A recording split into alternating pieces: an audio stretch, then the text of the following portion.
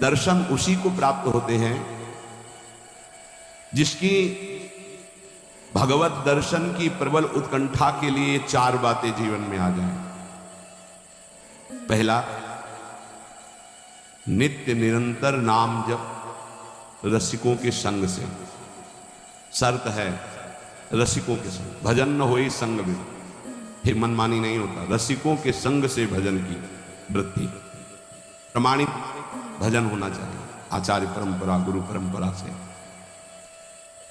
दूसरा, भगवद विग्रह को साक्षात भगवान का स्वरूप माना। जैसे कुछ ऐसे भाव वाले लोग हैं कि अरे पत्थर पूजने से, धातु पूजने से क्या प्राप्त, क्या वहां भगवान है? कौन सा तुम्हें ज्ञान है भाई? कौन सा ज्ञान है? जब सर्वम खलमिदम ब्रह्म, ये तो अवतार है भगवान का, अर्चा अवतार। भगवान अवतरित होती है।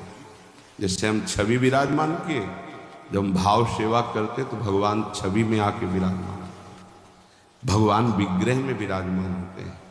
ये श्रद्धा और विश्वास का विषय है। ये नास्तिक लोगों को समझ में नहीं आएगा। जिस मूर्ति को आप, जहां मूर्तिकार निर्माण कर रहा हो, वहां देखो, उसी मूर्ति को पूज करके ब्रह्म प्राप्त, भगवत प्राप्त महापुरुष हो गए। प्रेमाश्रुओं से अभिषिक्त किया है। ये बाहर वालों की ऐसों की बातें न सुने, नहीं तो जो छोटी श्रद्धा वाले लोग होते हैं उनकी श्रद्धा नष्ट हो जाती है। अरे क्या है, ऐसे से ऐसा न वो बोलते हैं, न वो खाते हैं, न देखते हैं, और ऐसे विराजमान। आपको क्या पता है आपका भाव है क्या? आप जानते नहीं। भाव आ जाएगा तो साथ चलते हैं, बोलते हैं, खाते हैं, देखते हैं। भाव का खेल। जी से, बिहारी देव जी से, बिहारी जी बात कर, आज भी महापुरुषों से प्रभु बात कर। ये केवल मूर्ति छवि का विषय नहीं होता। ये अज्ञानी जीव जो हैं, ये केवल तर्क विवाद में फंसे रहते। श्रद्धा में तर्क विवाद नहीं होता। ये तर्क विवाद जहां होने लगे, ऐसी कोई वार्ता होने लगे, श्रद्धालु उपासक को बिल्कुल हट जाना चाहिए।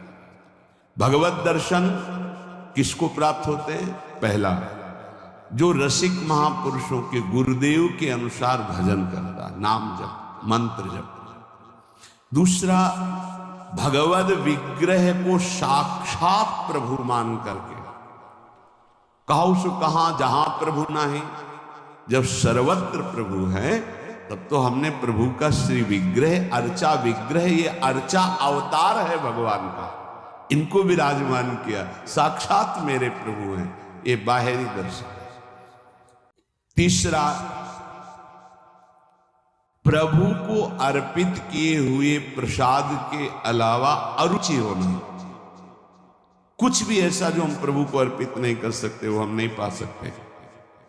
प्रभु को अर्पित ना की हुई चाहे अमृत पड़ी हुई वस्तु हमारी बिल्कुल श्रद्धा और रुचि नहीं। हमारे प्रियालाल ने नहीं पाया तो हम उसे चख नहीं सकते।